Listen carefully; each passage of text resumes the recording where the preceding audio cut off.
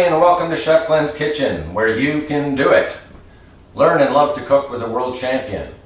I've been a professional chef for 40 years, and I've decided I would like to share all of my skill, knowledge, tips, and tricks with you through a series of YouTube videos on Chef Glen's Kitchen.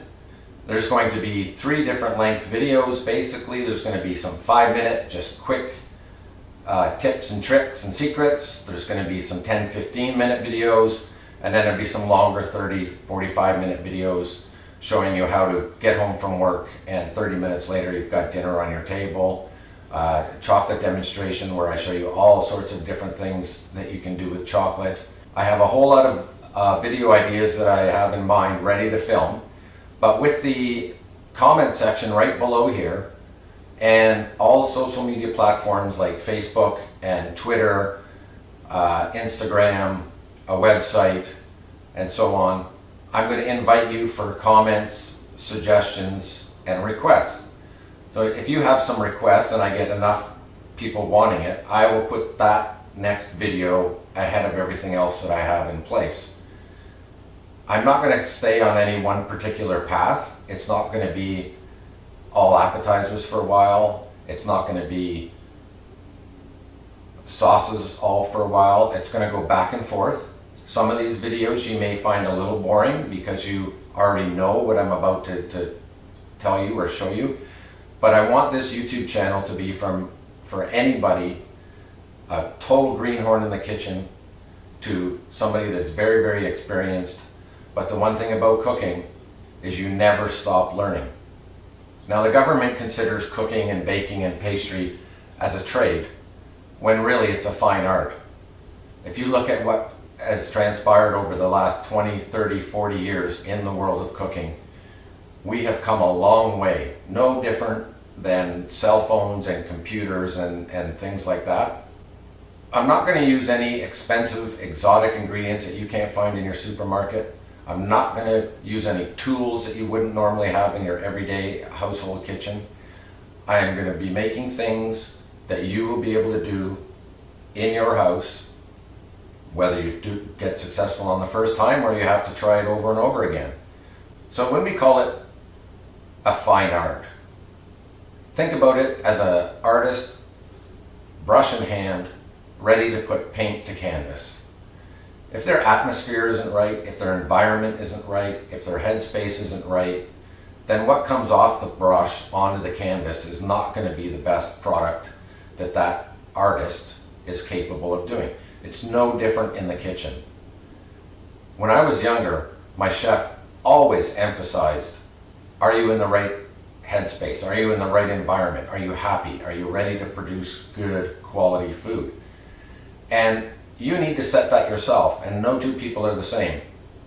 Myself, I like to crank the music, I like to sing and dance while I'm in the kitchen, and believe it or not, all of that comes out in your food, in the presentation, in the flavor, everything.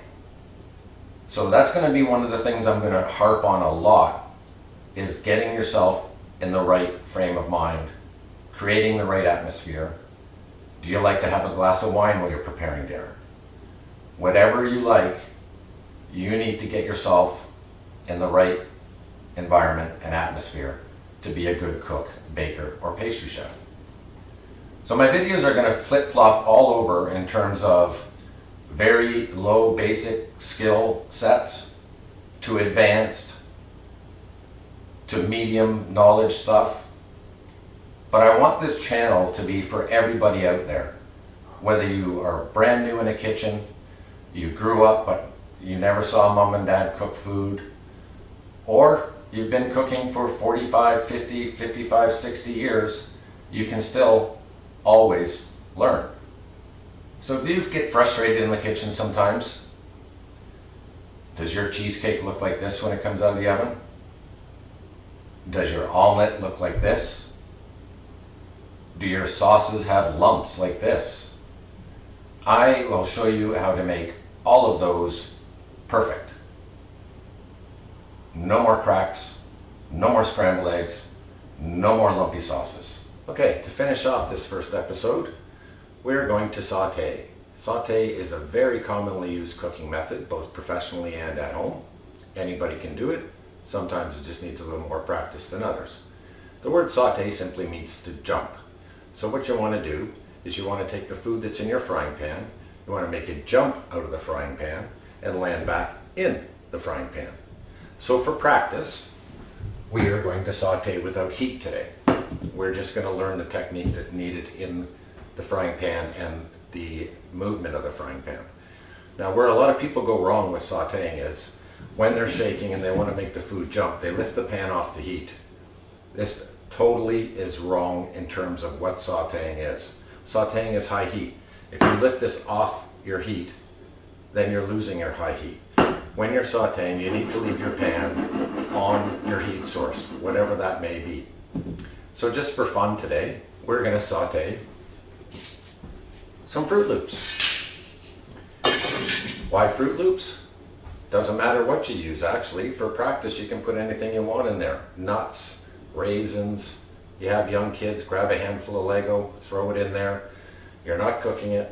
All you're doing is practicing the jump and hopefully the food landing back inside the frying pan.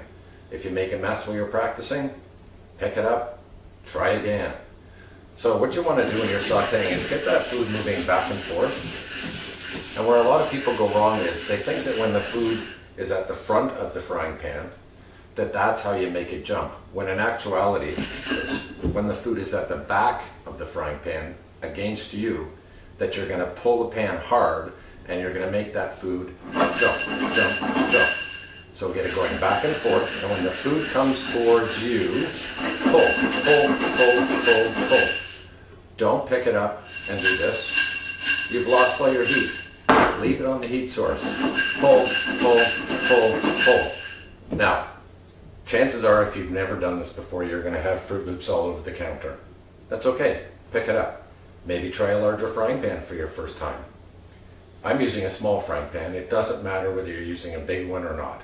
The secrets to sauteing are high heat, low fat, small, tender, bite size or smaller pieces, and keep them moving so that they cook evenly out of the frying pan, right onto your serving plate or platter, and you're good to go.